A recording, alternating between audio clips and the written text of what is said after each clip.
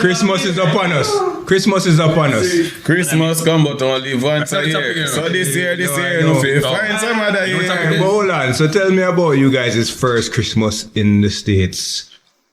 I feel like it was, I know for me, it was in my adultness years because... First Christmas in the States? Yeah. Boy, I can remember that. But I had Christmas in the States where I visited and not live here. I don't remember exactly. Place the cold be, my first like American Christmas was in New York, and that shit was cold as shit. You know what I think? I think the first couple of years that I lived there, I went back to Jamaica for Christmas. Right. Yeah. I went back to Jamaica for Christmas for sure. No, my first Christmas here was the year I moved here, and it was night and day because I celebrated Christmas with my sister. So you'd have the big tree. You're not getting the gifts from your parents or your grandparents. Because for me, growing up in Jamaica, it was a big thing where the entire family went to our grandparents' house for Christmas. You bring everything to your grandparents' house. Yeah. And we all celebrated Christmas there. We eat, we laugh, we swim, we race, everything. Not me. Yeah. So that was my experience. So I didn't love So how we Christmas Christmas, everybody, instead of, it was my grandmother, but it was my mom. So, like, all the gifts, all the cousins, I have 9 cousins, I have a bunch of other younger cousins, everybody gifts were brought to my aunt's house. So you guys used to play with the gifts together, or was it like this is my toy? Don't trouble it. So all the presents went to that one house, and they all went under that one. Exactly. And it was like, must have like 23, 25 people in our house. Yep. Our open gift. Right? And that's how we did. It was it was the best feeling for me and then in the States it's just spread out, like your cousin in New York, your cousin in California, your cousin in Tallahassee. Like nobody get together as a So my Christmas experiences in Jamaica was way different, especially in the gift giving sense, because it wouldn't be the typical wrap present put on the tree and them thing there. It's like, mommy knows a Christmas will come. Yo, Georgie, what you want for your Christmas present? You know, someone that sneakers, yeah, boom, you know, say I get the sneakers before. It wasn't that traditional type of typical rap for me. That was my experiences. And I used to like that and appreciate that. You know, you communicate, you know, ask my sister what she want, you know. If me can get her exactly what she want, me get her the next best thing. You know, but everybody just communicate. You guys got gifts until what age? Huh? What age when you got gifts until? But this sounded like you're an adult.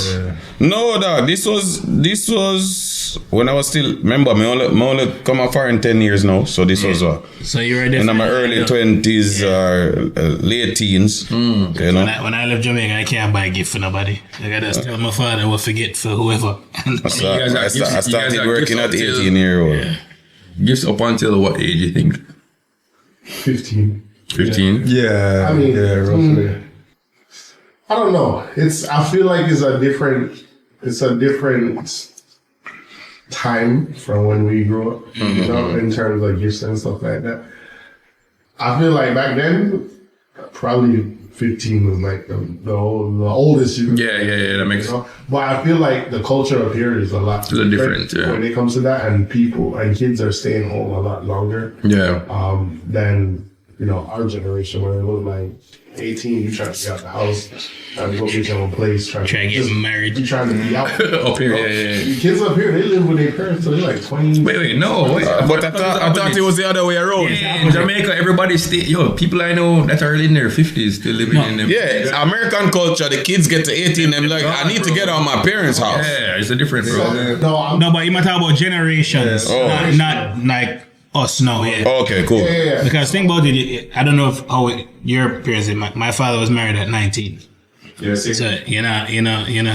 Oh yeah, they were generational. Like my parents, they were out of the house from the time them was. You know what I'm saying? Yeah, you're right. But you're right. the kids today, they're saying. I mean, they even raising the age for what's it called? Tax return for dependents. You can claim dependents. Right, because kids are literally staying. Yeah. Like they're doing their whole 4 years of college and At staying home. home. Yeah. And Poor, bro. But you know, we're talking about Christmas right now, but we want to talk about the main topic, which is the transition from Jamaica to the States, right? All of we have done it, right? We all did it at different times. So Chad, what year did you come here? You remember? Early 2000, yeah, like 2001. One? Yes. So that Actually, was same year as me. 22 years a day. Yes. Yeah. Yes. Same year as me. I think you said you came here when 2022. I mean, 2002. so the year after. Yeah. So around the same time. So that's when Duala did a run. Yeah. So we probably have, I mean, we all have our own experience, unique experience, but we're our own, came here at the same time, roughly. Except me. Pan, when did you reach? I came here 2013, so I'm only 10 years in. Okay. Are you really here, Pang? Because you're in Jamaica. Where this is Kingston 21, so. Yeah, well, But Pang is Yeah, I kind of guess- global still. Pang don't really live. I guess we're sitting Pang there global. Jamaica. I like that. I like global Pang. Right. That is global what Pang it is. thing still. And I think the experience is different for Fresh everybody drop. based on your age, too, right? Yeah. Like, I came as a child. I was 14.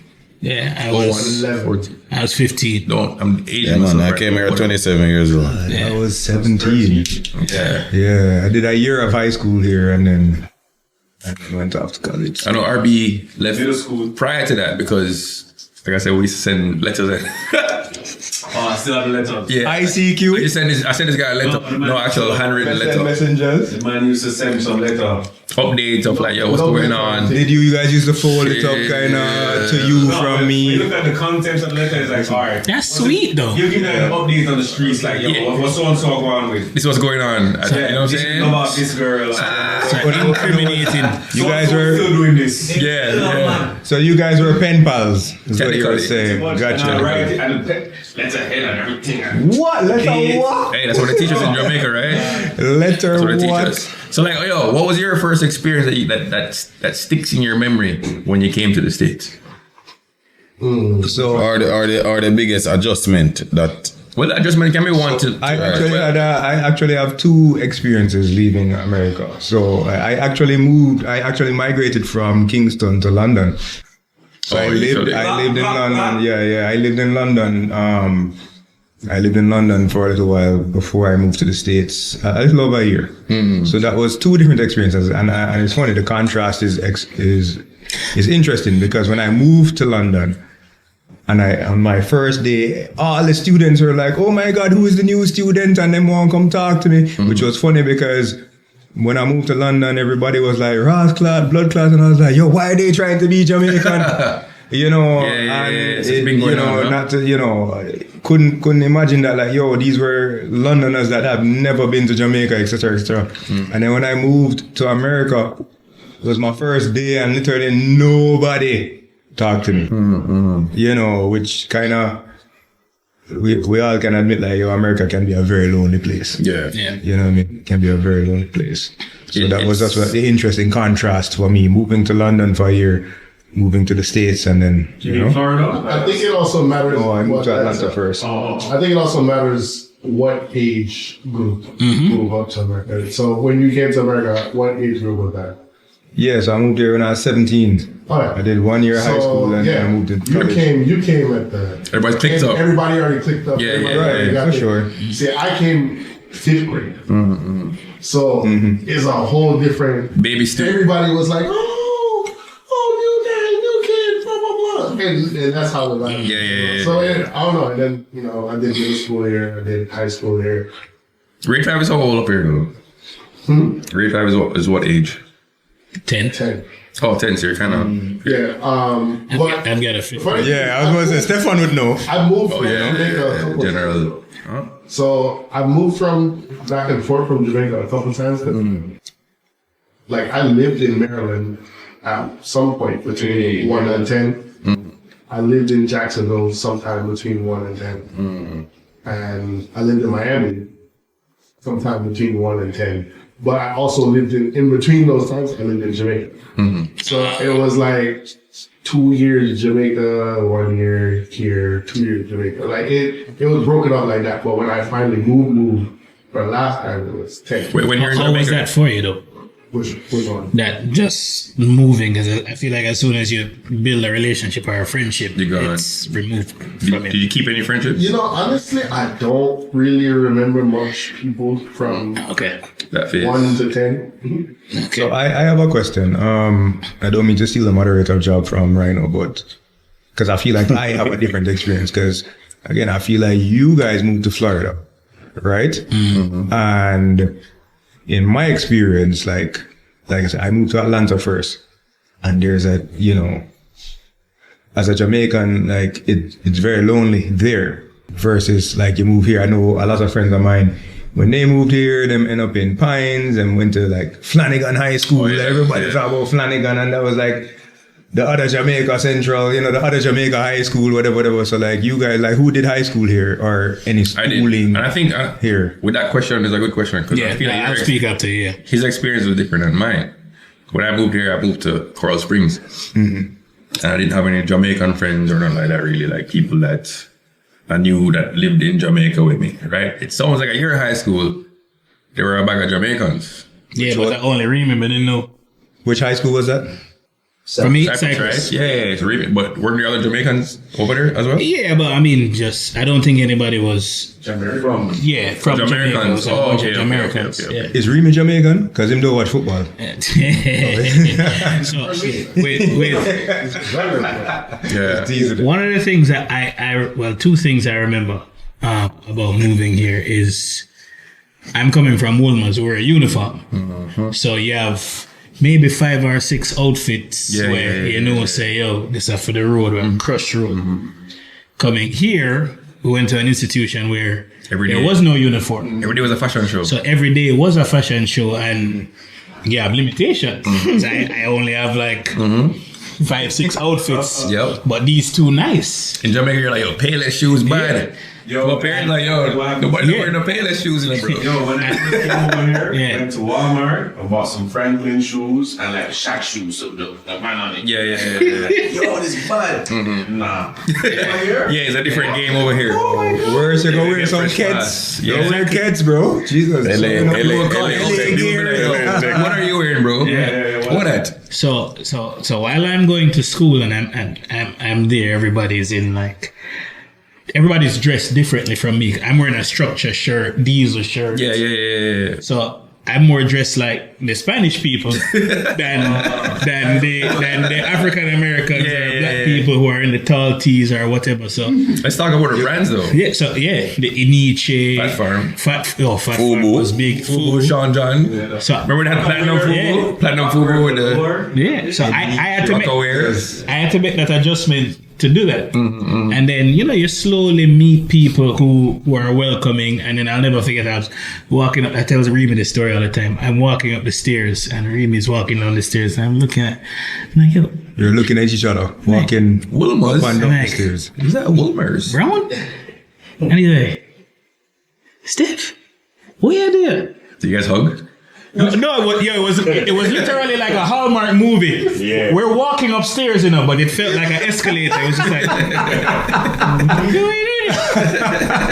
and then, you know what? It was just Like a Hallmark movie, guys. it was a turning point for me to let me realize, say, yo, you know what? I'll be all It right. was the same feeling. Yeah, you feel like you'll be all right. There's only like 9 black people in their school. Yeah. So I was looking at you like, yo, this is a new black kid. Yo, who's this? And then when you Wait, hold up. Wait, so what? realize there are only like 9 black kids Oh, you're Yeah, both school? there wasn't many in our grade. in our grade. Yeah. Oh, He's okay. black, not African American, right? Yeah, he's black. Yeah. Jamaica. So, and then another thing for me is I move here without my parents. So you move without that safety net. You come here, I'm living with my sister who you're thinking to yourself, you know what, I'm going to run hell. She going to be cool. She going to let me stay out till late. She going to give me this and that. Boys And it was the complete opposite. Like, hey, be home by 2. Be home by this. You can't just say, oh, buy me this, buy me this, buy me that. Yeah. It's not your parents. She have her own kids, right? So I think that took some adjusting for me to realize, all right, I'm not a baby anymore. Yeah. Like my every need won't be attended to. Well, it's the reality of foreign, right? Because, we can all attest to, like, sometimes we have our Jamaican family that will come up sometimes and, like, them things that we live in. Like, That's what I was gonna say. That's what I was gonna say. Like when you guys came here to the States, I think we all thought that the States was gonna be like an easy life, Simple life. foreign nice, money a flow, this and that. And then when it actually came to the realization, oh, damn, This is structure. you got to put in a lot more effort and a lot more work to make a living here or to do what you want to do. Because at 15, I had to get an under the table job just to pay for your haircut, buy yourself some little gears. Right. Because nobody was going to give it to What was your first job up here? You guys remember that? me. So mine was at the park, regional park. Oh, okay. It was under the table. Mine was actually at Payless. Oh yeah. Yeah. My first job here was at Macy's. Macy's? And I thought I was I'm gonna work at Macy's, it's gonna be nice. You go into the back of the That's what store they did to me too, bro. and you're offloading trucks. Bro. And you're taking out the clothes and the handbags and all of that crap. Yeah, it was That not- work. Yeah, it That was is work. That. My first job, I was hidden in the back room just like this. my first job was so shady. Like I worked for. So there was these other Jamaicans in high school, and they were like, "Oh yeah, we work for this magazine sales company." Like it was this hole in the wall in like a plaza. I remember the plaza was on Kimberly and 441. Oh yeah. Right there in that plaza over there. What about the Donnas are- no Dutch pot, yeah. Yeah, those parts. That same plaza? Yeah, same plaza. Bro. And so like I remember I came in first day at work. Yo, it's like a little narrow hall and they have people on phones on the left, people on phones on the right, and then they have this guy sitting up on like a stage, a closer. So I was like, oh, this is a different, like, mind you, they actually nothing. They actually no W4, no, like, none of that. Infant I-9, nothing. You're paying you cash? Yeah. Yo, still hold this. It was like, all right, so this is what you do. You're going to call these people on the phone, right? And then you're going to make them charge 5 years worth of magazine subscriptions. Oh, so you guys are scammers? Yeah, no, telemarketing. Okay, cold call selling. Yeah. Make them charge 5 years worth of magazine subscription from their card all at once. It's not. They didn't want you to do it monthly. They wanted you to get them to commit to 5 years worth of magazines. And we had like this Vista magazine. It was like everything, Playboy, Newsweek, all that stuff. I wouldn't We used to support like that one pick day. which magazines they wanted, XYZ, and then at the end it'd be like something like $5,000. And then we convinced people to like charge us to make 5 years is wild, but magazines, bro. And so once we got somebody to the level, and then we hit them with we sent them to the closer. Yeah. The closer, he do the Magic. I want that business stay open for 5 years. Yeah. Probably. Yeah. That was my first job. Office. Yeah, legit. That was my first job. And How old were you? 5. probably 16. I would not have lasted Then more I than one moved day. into, and this is why I never, and no knocking, I don't want to knock any people who work in service or Not them. restaurants or You're meaning it's none of different. that stuff like that. I worked at a old folks home, but a high-end folks home. Still owned by American. It's still owned by American. That's off of Royal Palm. If you go down Royal Palm from University, you go east, it's on the right-hand side. Oh, there. I know what you're talking about. It's owned by, it's an old folks community, but it's owned by Marriott. So really high-end, real nice. Big dining room, like super big dining room. I got a job as a waiter. Yeah, I lasted about 3 weeks as a waiter. And I vowed to myself I would never work in the restaurant business ever again. But why though? Like, why did it only last 3 weeks? It was, I don't know, I just had Too a problem demanding? with certain people. Oh. Yeah. Like, I felt a way, like, It wasn't your thing. here, sir. Here's your soup, sir. Like, I don't know. It just gave me this weird vibe. Even though some of the old people, they were cool. Like, because a lot of them were, like, Jewish Holocaust survivors. So they had, like, tattoos on their arm, like, with their Holocaust numbers and stuff. And they used to tell, like, mad stories about, like, their life and, like, how they were in the concentration camp. And we had this one dude, he was, like he would demand that his soup be like boiling hot, like it had to be like bubbling. So like when we put the soup out of the thing, we had to put it in the microwave for an additional like 10 minutes. would like pop it and stuff. Yeah. And he would just drink it like hot like that. And one day I asked him, I was like, why do you drink your soup so hot? Like, you don't burn your mouth. He's like, oh, it's because when I was in the concentration camp, they only gave us cold soup. And he's like, once I got Oh, no more that. he's like, no more cold soup. Yeah. The soup gotta be super hot. And like just cool little stories like that.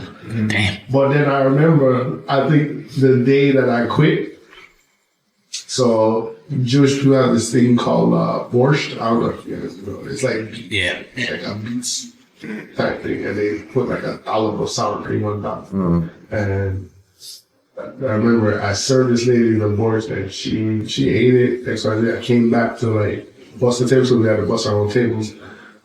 Came back to bust the table, and my girl vomited the whole borscht soup like back into a cup, and then she like handed the cup to me, and I was like, No, sir. Oh. Not for me. that's it. That legit was my last day. I was like, nah, yeah. But there's some good Or you just bounce before you. Oh no, I bounced before. I was like, I'm like, there's some good and bad in that experience too. Try to answer. Well, to that point, like, when did America hit you guys then? Because that sounds like you know what I mean? Because I feel like when I first moved here, again, I moved into high school and I was just going through school, and then I went Well, to college. that's what I want to know. I want to know about the high school experience then. My high school experience, I mean, I only did a year, so it was just really fast. So you came as a senior. Yes. Okay. So it was just really fast. I mean, how was that year though? Like, because I think that's what, you know what I'm saying, the transition, like, how was your first year in school, your first and last year? Like, No. what were the experiences like versus like when you're in Jamaica? Well, it was very fast for me. By the way, hold on. Sorry not to cut you. What school you went in Jamaica? Arden High School. Okay. Oh, I didn't even know you went to Arden. I think I knew that. Okay, so the co-ed thing wasn't new for you. No. All right. So what was your experience in high school? No, like I said, it's weird to explain because it was very fast. By the time I got to school, you know, I mean, the taking the bus thing was kind of, you know, weird to me. You walk out, you jump on the bus, you don't know where to sit. You know what I mean? You walk on the bus and you just kind of jump on the first seat, right. And then when I got to school, like I played football at the time, soccer. You know what I mean? So I was again, I just went to my classes, play football after school, and by the time I know, like, it was graduation time when I went to college. So I can really only speak. You did the whole year? Yes. I mean, did you get friends during that period? Did No, that's what I said. For me, as I recall it, it was very I fast. think But everyone in the audience is going to want to know this question. What did you wear? Were you dressed like that in high school? no, We were you one-ups. know what I will do for you guys? I will find you some old, High school pictures. right? You can I do will them find, in- yo, yeah. because Throw them in on the post. I know that business. yeah, man, I used to wear shorts. I actually used to have long hair, you know. My hair actually was down to here at one point in time. Yeah, man, I had long hair. I had long hair in high school. Do you wear shirts without buttons? Yes, I wore. Yo, because I lived in Atlanta. I actually have a picture with me with braids and a do rag. Is that what You you know what I used to mean? use? And I had a tall tee, Tall tee. and a big fake silver chain. With Yeah. You know what I mean? I can Yeah, find those certain pictures words for that you you guys. said. I can find those pictures. I will embarrass myself. I have no problem. Yeah, You know well, what I I mean? was taught you were taught these now, right? Yeah. Yeah. Oh yeah. Oh, you did so. In college. Okay, so we're all kind of Right. word. we should really cut those pictures in this podcast. Yeah, man. I will like- find those pictures. For high school, for you though, Stefan. I know.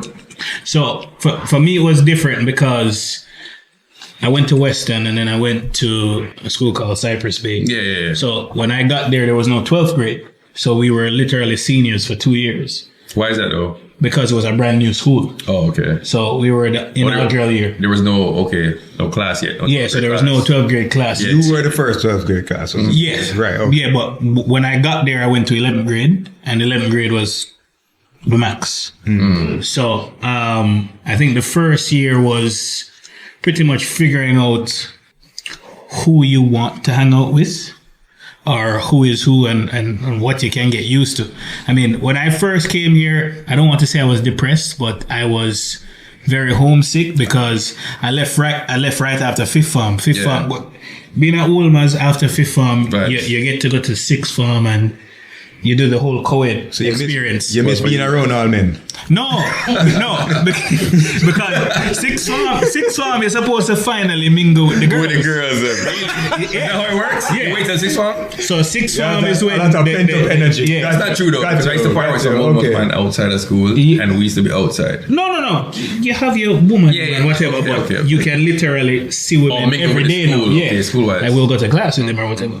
And this was when I just started going out. Okay, yeah, being yeah. allowed out. I That's should true, say. okay, that's different. You know, so I was just starting my whole social fun part, experience. yeah. And then they just uprooted me. Gone, yeah. You know, like I had access to a car, had this big old house. Yeah. Your parents old, them go do what they want to do. Did you have a say in that decision for you to leave, or you were like, No, but I know it was for a greater purpose. yeah, So I think then I didn't want to, but I'm grateful that we did. yeah, So I think coming here and realizing like, yo, you have to fend for yourself. Like, yo, I had to go work. Yeah. I have to go play ball and then show at school and then go to work. You played ball at Cyprus? Yeah. Where you And played? What excited you? yeah. No, yeah, with my feet. I didn't know you played. Yeah. Oh, man. So it you were was on a team? Yeah. Oh, okay. So it was a very, Learned very something new, different. On the field, Yeah. You played ball in high school too? You said, oh, okay, ballers. At Woolmers, it was harder to get on the field because I was tiny, and I wasn't that good in stature. What? In stature. These guys. In stature. But yeah, my experience coming to America. All right, but let me ask you, because Yeah. based on my experience, like year 1 versus 2 and 3 in high school, because you said you got there, what, junior year or something? Junior year. Also, only 2 years for you. Yeah. Okay, so junior I versus came senior right- year, was there a big difference in like this whole life was? Oh yeah. New and thing? Yeah, because you got acclimated to where you are. Yeah. You know, and then you're comfortable. You have your clique. You have your set of people that you run with. You have your set of girls that you're okay with. You're cool with, and then you just get to see how America works. Yeah. Because all you know about it is probably American Pie or Yeah. one of those movies. Yeah. so I will say this, and like it's a pivot in a way, right? Because Can't talk about my I experience, think. bro. Oh no, wait, hold on. I apologize. No, me, and you me can, not high school experience. I just want to know what your experience You was. have high school, you have middle school experience here. No. high I came school? here, I was supposed to be a junior as well. But because I was so young, them say, yo, freshman. Yeah, I said, same. no, I'm not going to be a freshman. So they made me a sophomore. Yeah. They made me a sophomore. So I had 3 years here. Oh, see. Yeah. All right, chat with us. Yeah, because I think- technically fifth form is 11th grade here. Yeah. I think what I was getting at is like, I think there's a point in time, America was sold as this dream where like, yo, we go to college and like, it just all works out. And I think all of us can speak to an experience where like, yo, reality just hit us. Yes. You get what I'm saying? And in a way too, you know, because I was in Jamaica the other day and like, I'm pretty sure we can all speak to like, we look at Jamaicans living in Jamaica and be like, blow, I wish I was living that life. You know what I mean? As well as they also reverse and they're like, I wish, you know, well, hold on, but you know, there's a future. Explain that for me. Well, What do you mean by that? What do you mean by that? no, so we do have some friends in Jamaica, like, yo, them living decent, you get me? I said that to say, like, yo, them living decent, so then, you know, we are in Jamaica, we're like, obviously when we go home, we don't want to leave. You know, so we're like, yo, I wish I could live here, living a good But look, Chad, But on the flip side, they look at us and they're like, I wish we could be living in Put Farrington. it this way. When I was in Jamaica, I was living decent. I grew up in Chester Avenue, Kingston 6, right? Nice house. I didn't have no bills to pay. I was working, not making as much money as I'm making here, but I was comfortable, right? But you have an ambitious nature and you have goals and you have dreams and aspirations. So you make that transition to come to the States to you know, to fulfill that goals or fulfill those goals that you have, right? I feel like there are some people in Jamaica, yes, they're living comfortable, but they're just stuck in the, you know, the family house and the whole comfortableness of just being there and not evolving. Some people, not all people. Yeah, but and I think what Chad is speaking to is the individuals who actually did something with their lives. You know, like I've got friends who are very high up in whatever profession they're doing, or people who started their own businesses and they're successful, Right. and they live a great life in Jamaica. Right. You know? Right. And but I feel like And you have some friends that don't do nothing with them, like, yeah. but Yeah. them still look like them living good in Jamaica. Yeah, but you have those people here too. Yeah, right. Man, For sure. You have those people here too. Like me. No, you're not one of those people.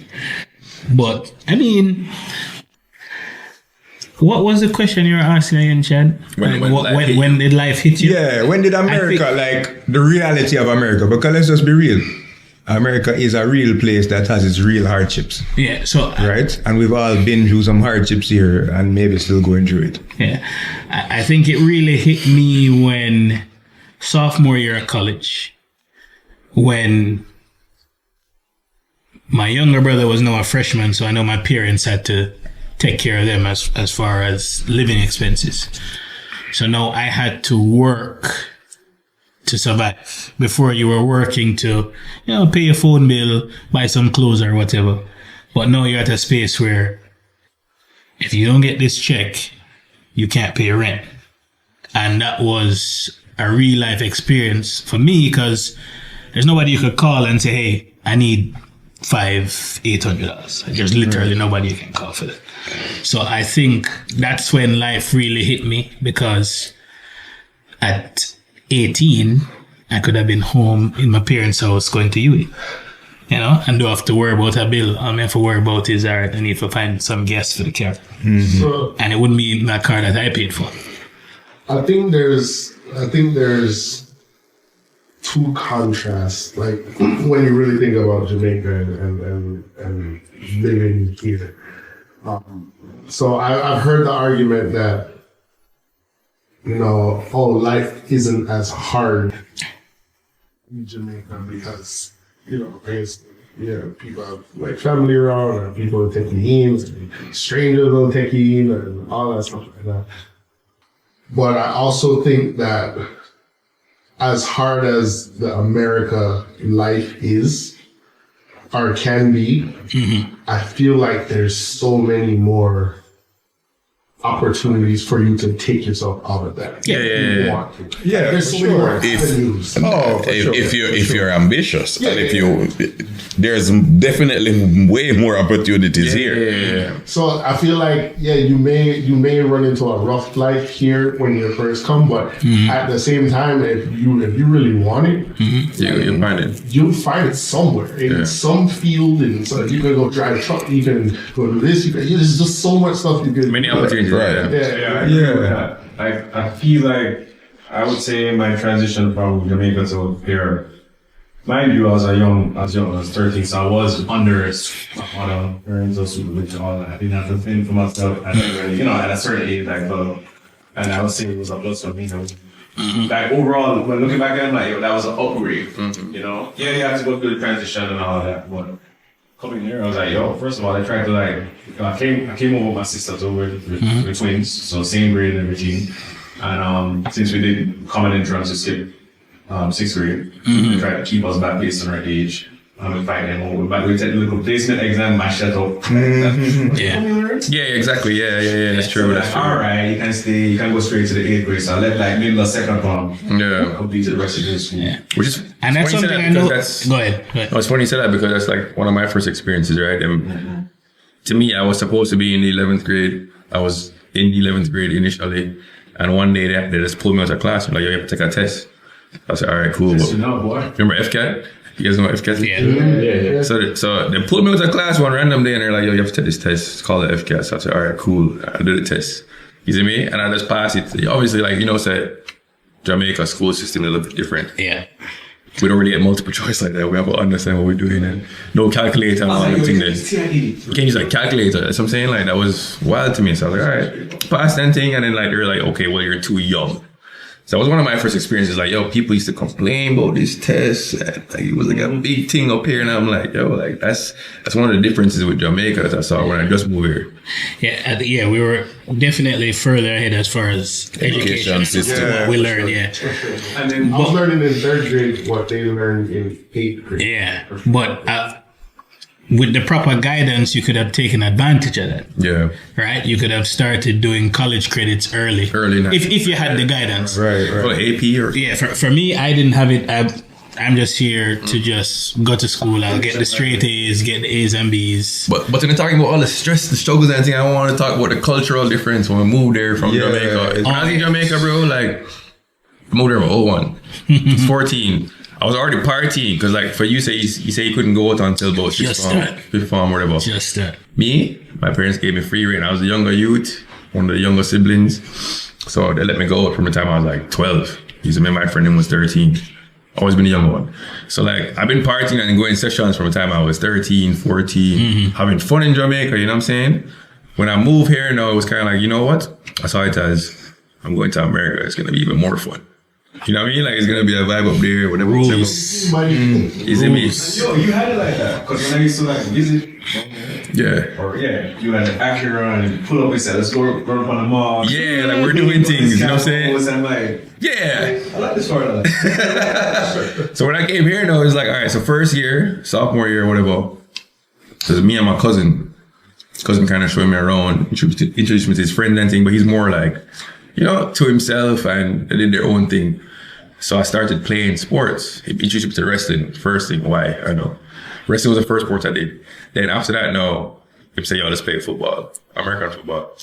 I said, all right, let's try it. I go out there, try to catch the ball. I was trying to play receiver. Try to catch the ball, sprayed my finger. I was like, yo, this is crazy, right? So I wasn't really interested in playing football. But then like this one defensive coach saw me. He's like, yo, come play linebacker for us. So I started playing sports. I started playing football. Then I joined the track team. And then like high school just changed after that.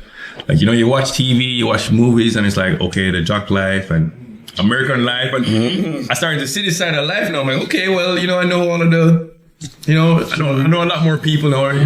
We're cool with cheerleaders, they're cool people, you know what I'm saying? Like Friday night we go to head cheerleader house, just pie, you know what I'm saying? Like it was Watching my don't play it now. it was a vibe. It's like we're having fun, you know what I mean? Yeah, it was definitely more house parties than anything. House parties, you see me? And then like I got Always house introduced parties. to real liquor, because in Jamaica we're drinking Smirnoff Ice. And, Oh, yeah. you know what I'm saying? But I remember when Rum and Coke. that was party, yo, somebody bring a buckle of Bacardi, bro. We started drink, bro. By the end of the night, I was on the grass. You see me? So I think the transition from Jamaica to America was like, it was fun. I miss Jamaica because I was like, Jamaica's more free though. If that makes sense. Yeah. A little bit more free, not worried about police. So before your transition to America, were you visiting here frequently before that? Yes, I used to come up here, but it was more on some like, come up here with my father for business. You see me? Not really for enjoyment, like. I would go to Boomers, cause I love cars, I love racing and them things. So Boom, I'd be like, yo, I need to go Boomers, hit the go-karts. Them thing that was my thing. You know what I'm saying? As long as I could do that on a trip one time or so, I'm cool, I'm chilling, you know? So. Yeah, I think for me, we came here to shop. Yeah. I just came here and buy some clothes for a weekend and leave. I mean, I'll try to get some clothes and thing on the trips, but. So if I pivot a little bit, right? Because we're talking about high school, we're talking about things, but like, you know, we all went into the workforce. And I'll start the pivot by saying like, yo, I think, you know, I came here in high school and I explained it, like, it was just really fast. I just know that every day I get up, I go to school, I do my classes, I go play football after school, I come home and rinse and repeat. You get me? My first job was actually at the movie theaters. I worked at the movie theater, blah, blah, blah. And then I went to college. And in a way, the next 4 years was rinse and repeat, same thing. I went to classes, you know, Thursdays was the weekend. So I live in Atlanta. We used to go to this club Thursday nights. We used to hit the spots, whatever. But then when I graduated college, I graduated into the recession, like Lehman Brothers collapse, etc., etc. And then there came a point in time like we're in the workforce, and then you kind of start to realize what, you know, adultness was like. You know what I mean? And I think the one thing that always got to me in the States, or the thing that I noticed that was different, was like, when I lived in America, like, time flies. I feel like when I'd be in Jamaica, Time slow down. Time slow down. I'd be there like, yo, I do so much things and it's only like 11 o'clock in the morning, you know? In Jamaica. Yeah. Everything moves slow in Jamaica and you wake up way earlier. I think Up to this day. when I wake up in Jamaica, like legit, I probably don't ever sleep past 6 o'clock in Jamaica because as we hear the rooster them and you know, and you're just up early and you're doing stuff early, you know, and you're getting stuff done and by and the two you look at it's only 10 o'clock. So to that point, right? I remember going to prep school, high school in Jamaica, school done 2 o'clock. You know what I mean? Like, yo, I'll sit down here, I'll log into my laptop at work and by the time I'm on 2 meetings, whatever, it's 2 o'clock. And I remember being in school and like, yo, it was the longest day ever and school done 2 o'clock. And you know what I mean? Ocean, on top of that, You know, But you know what? I attribute it to this is to me. I have an attribute to it. Yeah, to being on the island, you're someone, and I feel like here you're a number, you're a social security right, number. and I wanted to pivot to that because I knew I wanted to get to that when we talked about the transition to America, right? Yeah. You know, like we transitioned to America, like, and like, as I said, we're just a very small pea in the pod. You get me? And I mean, I struggle with that because then when you go back home, then you become a part of the community again, etc., etc. Because I remember, like again, we talk back to the time. I remember school used to done 2 o'clock. I remember at the time, school was done at 2. This is prep school and even high school. My mother would come pick me up at 4. And then when she leave work, 4:30. She leave work at 4. She pick me up at 4:30. Then we go to my auntie house. And I remember I'd be running up and down outside playing football with my cousins, all these things. And yo, it's like you did so much, and then let's just be real. We come here to the States now, and like yo, by the time, right, you know, Capitalism in America is set up in a way where it's set up almost like a drone mentality. All right, wake up, work, do this, go home, sleep, wake up, work, and they ingrained this in the culture of weekends. Go to weekend. Yeah, and then here's 2 days. Yeah, here's 2 days for the 40 hours you work. Yeah. Here, go enjoy these 2 days. Yeah. And You always that's see so. how they've ingrained Americans.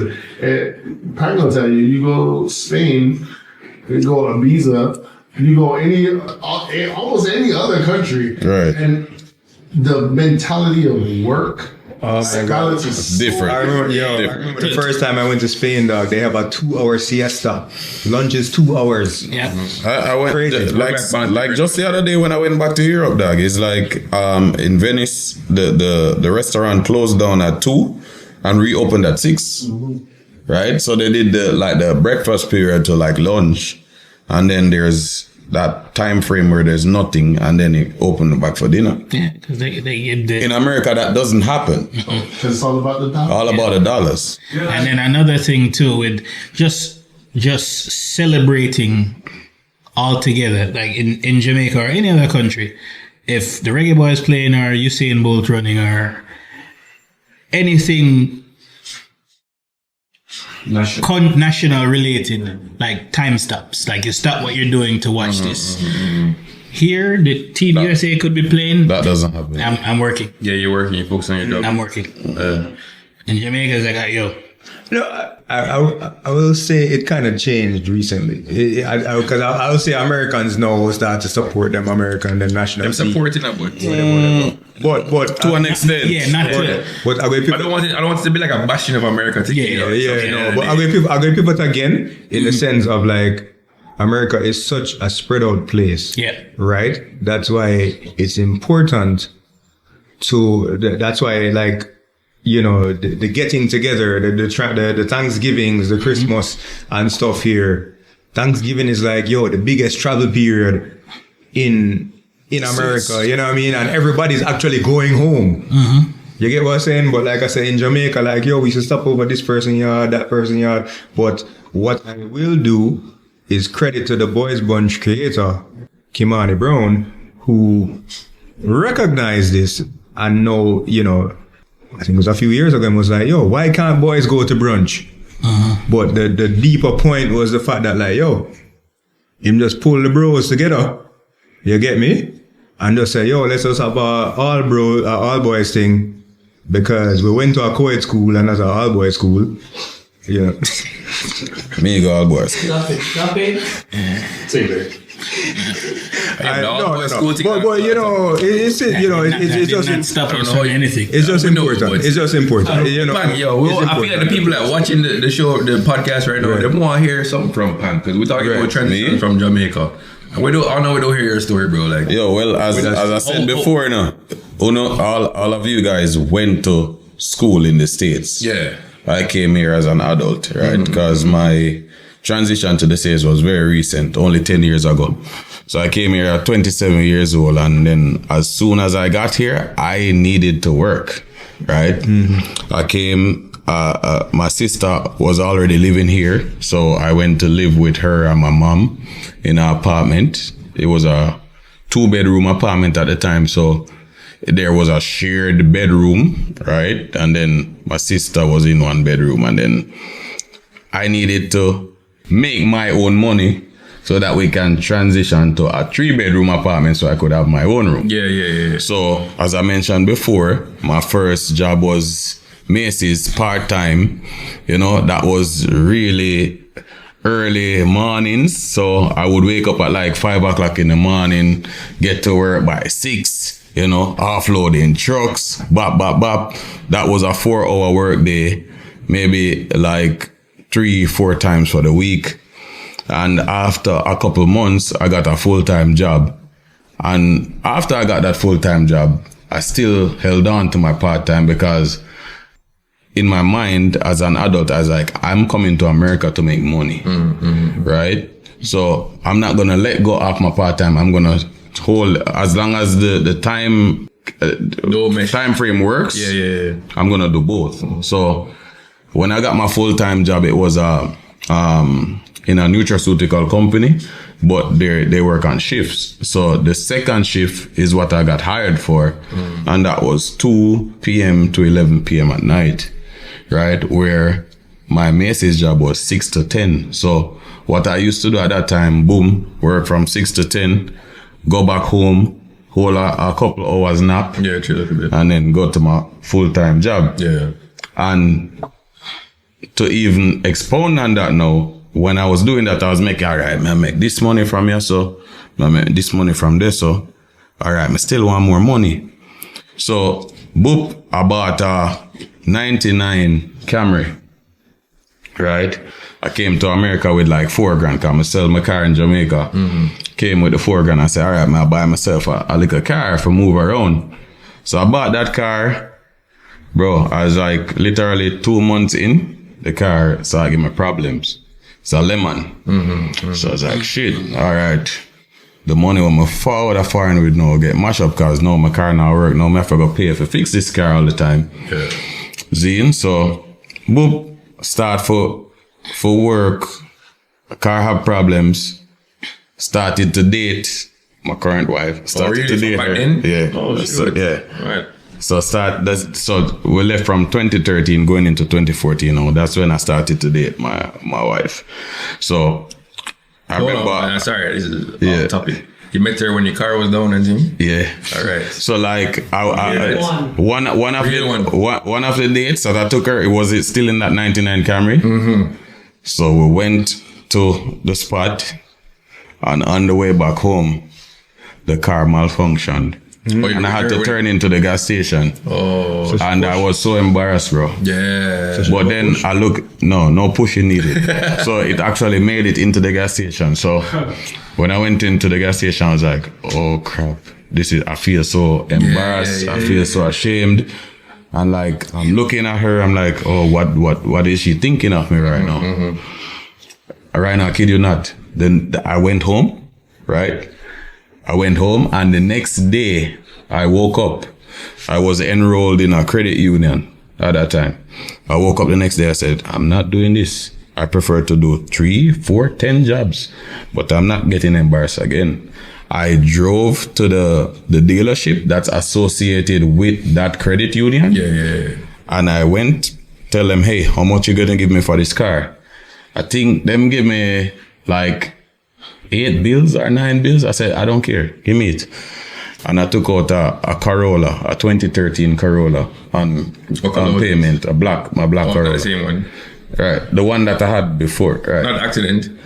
Huh? The the one that met in the accident. Mad. So my black Corolla, I took it out and I was like, all right, I have to do what I need to do. So at that time now, boom, car payments come into play now. I already had 2 jobs. So I said, okay, Macy's, full-time job, Lyft and Uber. So 1 year I have 4 W2s, bro. Yeah. I'm working, bro. Yeah. Because at the same time, I know what I want to provide for myself. Yeah. I know where I want to be. And at the time, if I needed to do that, I'm going to do that. And that's what I did. Yeah. And then at the same time, I'm still making strides towards a greater goal. And thank God I'm now in a place where I don't need to work for it. Facts. Yo, and I go back to Chad's point earlier, like Chad was basically saying, people say America has this easy life and come here, you send money back to Jamaica. People don't realize when you come up here, you have to work. So I have a question after you, Chad. After you have a question. Well, I was going to ask Pang, because do you consider that your the reality of America moment, or did you know ahead? Because like I said, I think my opinion, I'm not speaking for everybody here, but like when we lived in Jamaica, America was like this grand goal life. We're just going to get there and we're going to make it. And then I think the point of the podcast was we came here, the podcast subject today was we came here and then reality hit us. It all hit us at different ways. So I don't know if you, I think I can speak for myself that like, I thought I was just going to come here and things like, cause I remember growing up in Jamaica, it was like, yo, go school, get good grades, and go to college and then get the big job. You know what I mean? My grandfather used to say the big job. And was taught that, yo, we'll go to America and it would just So I knew it wasn't going to be easy because as I said before, I came here as an adult and I had family members that was going through the things and they were informing me about those things. So my sister was here, as I said, living in the apartment, and she was working 2 jobs. And so the communication that I had with her, and me and my sister is very close. So when she tell me, say, yo, guess what? Enough work I have to put in order to pay my bills, my car note, my apartment, whatever. So I had an idea. So when I came here and then I know that I got the part-time job, I know that, okay, it's not going to suffice. I need to go to this. So I had like feedback from other people. Gotcha. Okay, right. I got that heads up. And you know what, for me it's different because like when I come up here, it's like if I go to a family event, it's like maybe like a party or something. So all you see is like the fun and the happiness. You see the big house and all these things. Right. You know what? Everybody living nice, but you're not seeing when they're putting in the work. And I will say that because I remember when I used to come up here and visit my friend them, and I'd be like, yo, dog, yeah. I'm nice. I'll come in and do something, not saying it not, but I'd be like, yo, oh, nice, dog. You come live in Jamaica. I said to my cousin this the other day. Like, shout out to my cousin because I know him watch the podcast and thing, right? But like, remember, I have a question. Yeah, of course. But it's like, these are the good things that we saw. You know what I'm saying? Like when we came here, it was just different. Like my cousin would get mad and he would rage and throw his controller, his you know what I'm saying, his game controller, and mash it up and them thing there. I'm like, bro, what are you doing? Like, I'm from Jamaica. We try to cherish ours.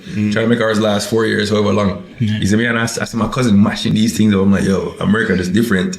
You see me? Access. Oh, yes, Stefan. Sorry. All right. I know we're running low on time, but the question I have for each person here, where are you now? What are you doing now? What is your view on the American experience right now, and is there anything you would have done different? So it's a heavy question. But yeah. I can start if I want to. Yeah, man, go ahead. Yes, You've please. been thinking this one through. No. I was just thinking while Chad was talking. So I work for a financial institution now. I won't name it on here. I'm very senior in the with the firm. I think I've exceeded the expectations I had of myself at 15, but me at 37, I want more. If there is anything I could have done different on this journey is be more conscious of my finances, less vibes, more structure. And I also think it would have been to my benefit if I seeked a mentor earlier, and I stuck with the mentor. So you have regrets? Not necessarily regrets, but there are some things I would have done differently. Sometime in our life, them say you have to pay for learning, bro. Yeah. So Right. and I feel like, well, for me, my parents did the best they could with what they knew. So me as a parent now, my goal is to just instill the lessons I've learned into my children. Right. They can go ahead and make the same mistakes, but I'm going to be open and share my experiences. Because there's a conversation I had with my older brother, and we had that conversation very, very late in life. And he was like, I bought my first house at 21 because I moved a lot when I was younger. I'm buying this house, paying it off. I want all my kids to grow in this house and move out of this house. He's owned 2 cars since he's been in the States. Everything paid off. So financially, he's done something sound. And I feel like just having that discussion with me at 15, 16, even 17 could have changed my outlook on finances. But that question kind of more sound like life accomplishments and maturity. Like no matter where you are, you're still going to like work towards a certain goal and But America is made on you. You start like So you're saying America did this because if you're in Jamaica, you wouldn't be thinking the way you're thinking with what you just said? No, I definitely think America influenced my thinking because one, it's what you're exposed to. This is where you work. This is where you work. Yeah, this is where you work. This is where you grow. You have to fend for yourself really early. But the question I asked was, where are you now? Are you comfortable with where you are now? Has your views changed since 15? And what's your outlook on views change for sure. on being in America? No. Yeah, because like honestly, when I was 15, my thought process was by now I would be rich, probably retired. Everybody used to say Big this. business, you know what I'm saying? Like I thought things What is rich?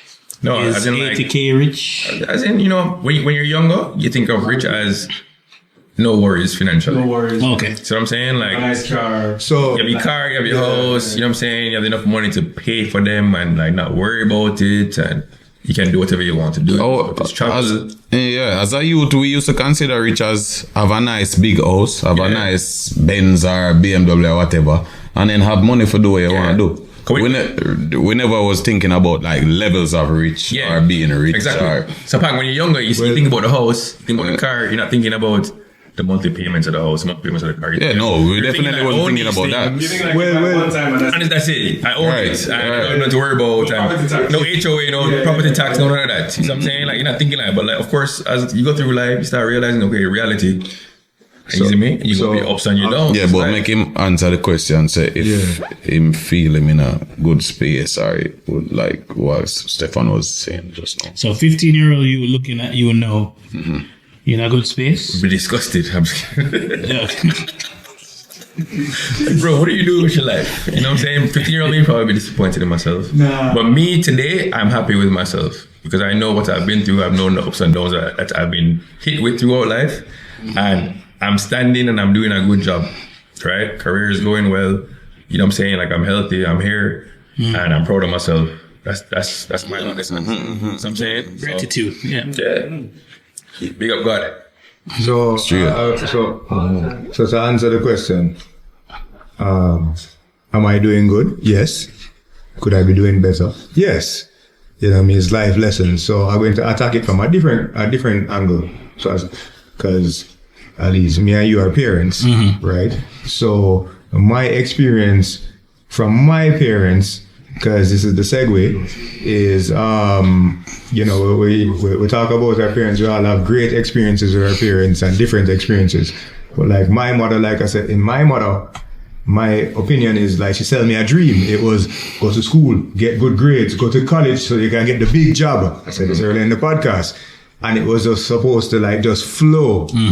You understand? And then we came to America and it was like, hold on, but it not flow. Yeah, you know what I mean? Flow like that, yeah. Right. You know, and Flow kind of rough still. Right, and we have to figure it out. But you see, what I feel like my parents, at least my parents, tried to do was they tried to shield me from whatever hardships they went through. So they must say, what I went through these hardships, so you don't have to go through the hardships. But what I would have preferred was keep it real. Yeah, tell me what the hardships were, and that as much as you try to shield me, I will probably end up in hardship.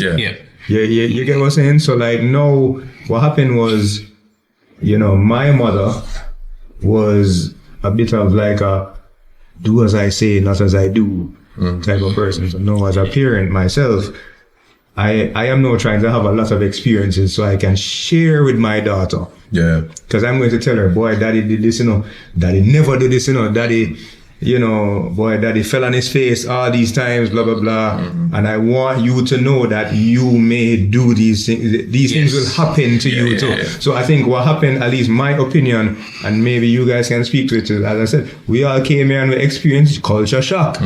We thought that America was going to be a bed of roses. Bed of roses, you get me? And we've all fallen on our faces multiple times. Yeah.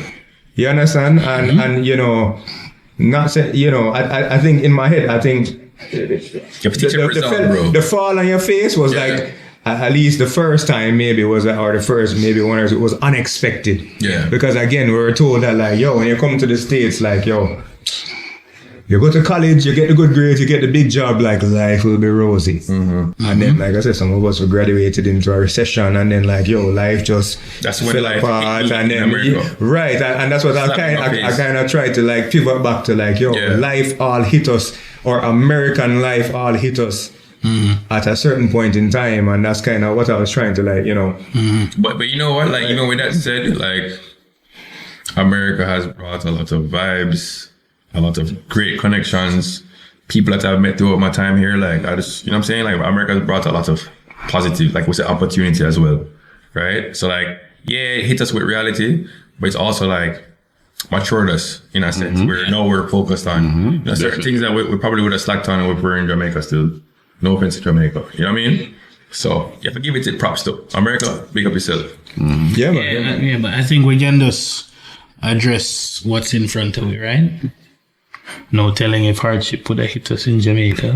We don't know what happened in Jamaica. Yeah, so I mean, not to sound wrong way, and like I said, the Jamaicans going to drop it in the comments and tell us, because I think our opinion now, we are also now Jamaicans that live in America. So sometimes we are now on the outside looking in, and again, sometimes I look at my friends in America, I'm like, John, story like, man, them look like them all live a nice life, you understand? And of course, they, but I said to say, hold on real quick, like, tell us, like, are we wrong? Or, you know what? I just lost my point. Go ahead, Pam. I just lost my train of thought. Sorry about that. But what I would like to say is that, as much as we are in a better space than we were, and we're talking about hardships of the past, that doesn't mean that hardship can come to any one of us at any point. At any point. But what I'm saying though, Pang, when you think about it, I think we're prepared for that now because we've been through it. As in, like, remember I was talking about dinner the other day, I was like, it's all about highs and lows. Don't get too high, don't get too low. And I think at this point in life, I mean, I don't know what your experiences have been, but like, I feel like I've been through enough to kind of understand. So, don't get too low when the lows come. Don't get too high when the highs come. Sometimes you try to find a balance. Well, so I think I remember what my point was going to be now. And I think we can all attest to, like, in Jamaica, there's like this community vibe, and America can be very lonely. Yes. So I said that to say,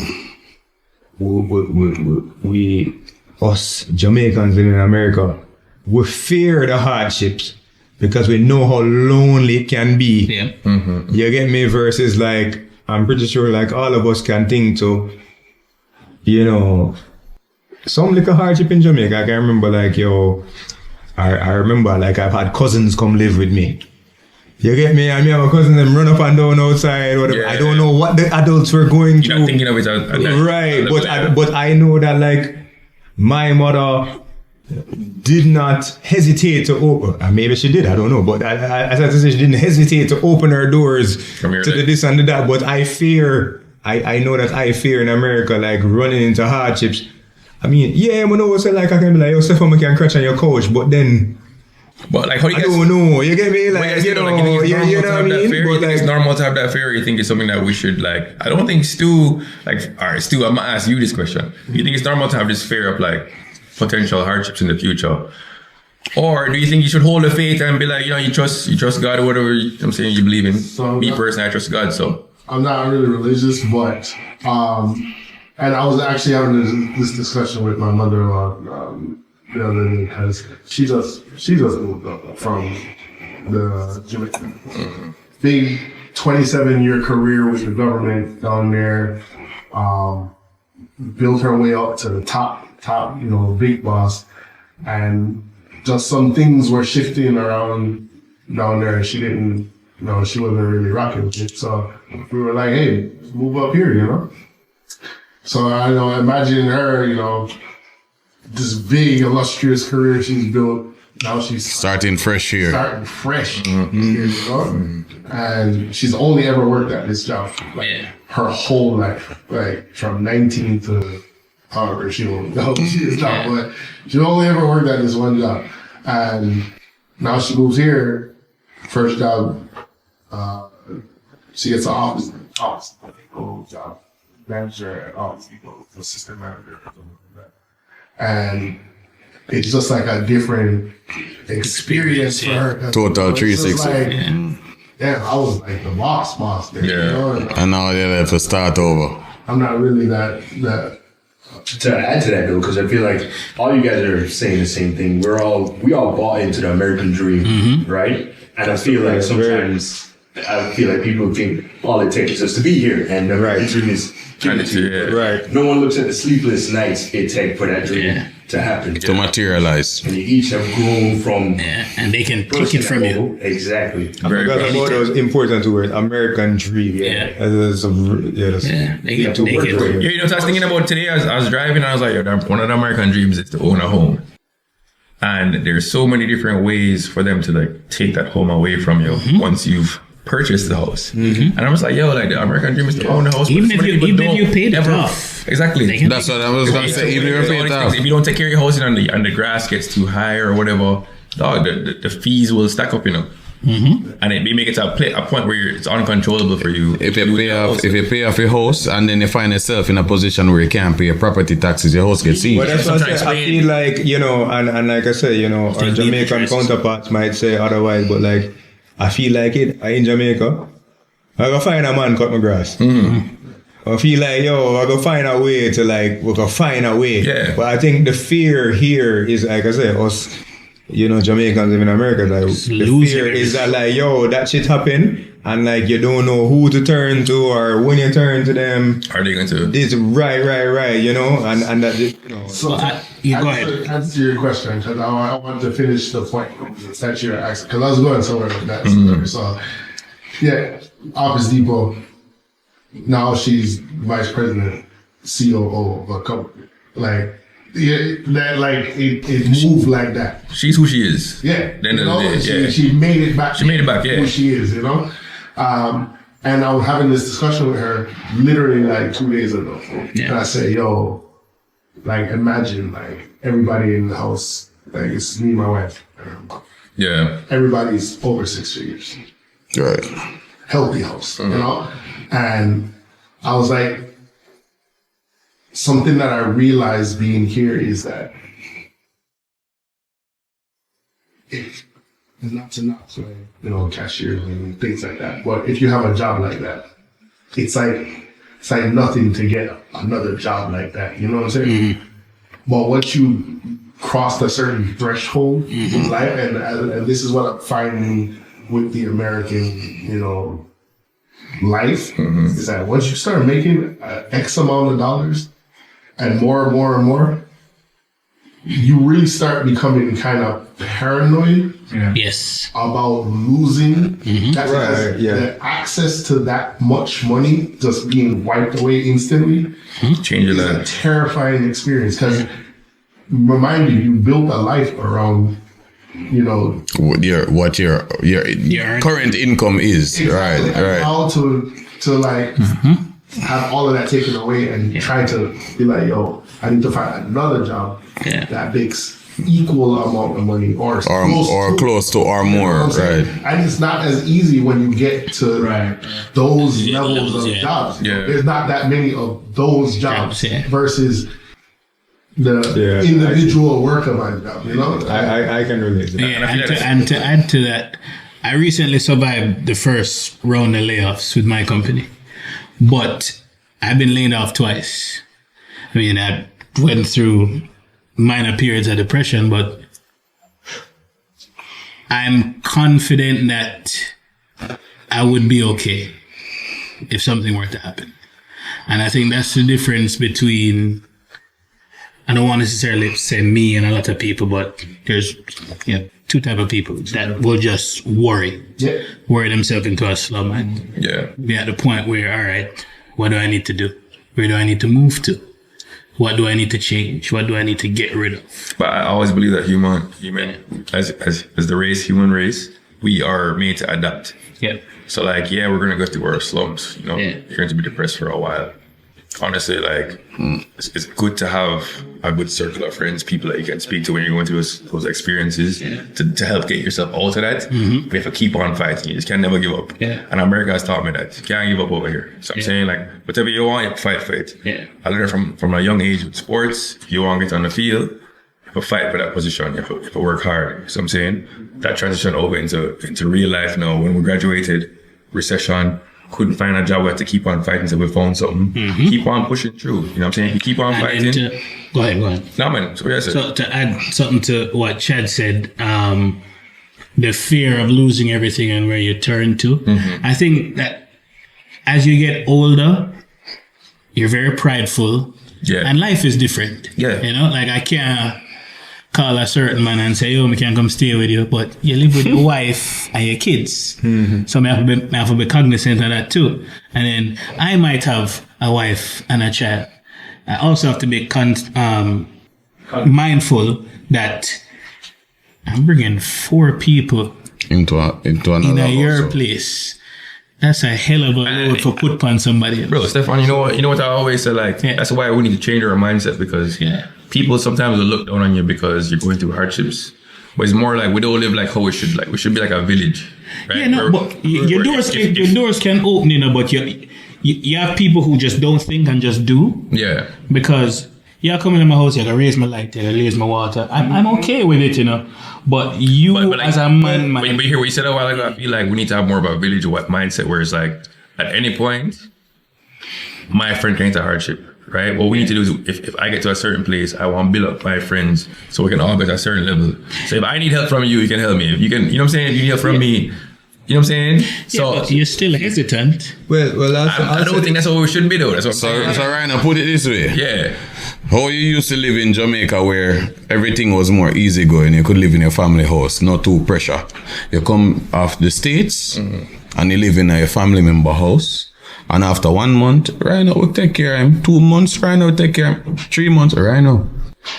Say, work I give away other place, Because guess what? But So that's more a mindset of. So to that point, because I was going to say that, like, I think the difference between Jamaica and America and all that is, like, Jamaica, at least when we grew up, we just know it's hard. Yeah. And it's hard. Right. So then again, if your friend and your family member fall on hard times, you just get it. You understand? Versus, like, again, there's this mindset of like, yo, you're in America, you know, make it. But I'm trying to tell you what guys, is like, no, you get what I'm the saying? mindset is what needs to be changed, because at any point, anybody can have hardships. You can have health issues. You can have all sorts of stuff could happen to you, right? So with that said, you know what I'm saying? We had a really great topic of discussion today. Maybe we'll do a part 2 Yeah. at some point. Of course. Right? Bless up everybody for the holidays, you know what I mean? Keep in the background. Telling us to talk about Christmas. So that's why we're Merry Christmas, Happy Hanukkah. Hanukkah, you say? We still have 3 weeks left. You know what I'm saying? I'm not one of those people. I can't see us. He's in his Christmas color shirt and everything, I right? can't. Let me listen to that. You know what I'm saying? Man like me, like a pre-Christmas, a couple days before I Christmas. can't see us doing any more recordings between now and the end of the year. Yeah. So, you know, people are going to be traveling, people are going to be in Jamaica, some people are going to be in different parts of the world. So, You're gonna miss it. You're Well, gonna miss there's a it. live every Thursday, I guarantee you. they might. Whoa. He lied. There might be, but yeah, just want to... Busy season. Yo, me and Ryan are there on the live next Thursday. If anything, me and Charlie will go. Come in, right? You know what I Come mean? in, man. Because I think this is the end of season 1 for the podcast. Man, This are the Merry Christmas and Happy New Year. Yeah, you know? Season 'cause- greetings to my family back home. That's funny. That's funny. I just want to say, Yo, you remember when we used to watch them thing, the dog? Season greetings. Season greetings from the We don't know these UK. people, but we're like, yo, look at this. Look at them. They're so nice. Hey, You know, I know we can take a still from this. definitely. Big up Oh, yeah, the boys, sure. Brunch crew. Yeah, big up. Been a great first season. Great first season. Yeah, man. Next season, you don't know, topics are going to be on and flowing. We're going to get some more interaction. everybody. We want the ladies to come out next season, definitely, for sure. It's going to be a vibe. Any? And as we always push for, give us some feedback on the topic today. You know what I'm Yeah. saying? There's many other people that went through the same experience as us. Yeah. Moved to America. You know, I want to hear like what you guys went through as well. You know what I mean? And what you agree with. and this, Leave the Disagree comments. with. We're building. We need feedback. We the need feedback, guests you know what I mean? are open to all age groups. So maybe next season we might have teenagers on their their experience. different mindsets. Yeah. You know what I mean? Boomers. We promise to bring you guys more guests. Definitely, next season. Yeah. But before I go, I can't not say big up to Remy and Stu. Because you don't see them often, but they are here. Behind In the the background, scenes. making things happen. recording, you know. Yeah. Enough love. Nothing like the first season. Happy Christmas, Happy New Year. Enjoy whatever you do. Just keep safe. Cheers. Yeah. Oh. Bless up. Let's Don't forget let's subscribe. Subscribe. Oh, and Like, subscribe. yeah, man. Like and Follow us. subscribe. And And share. share. Pollinate. And Make sure share. your grandmother make a YouTuber come for your grandmother make her like it too. Yeah, man. Boys Brunch Inc. Instagram, TikTok. Yeah. Everything. Everything. We're out. Mad thing. Big up.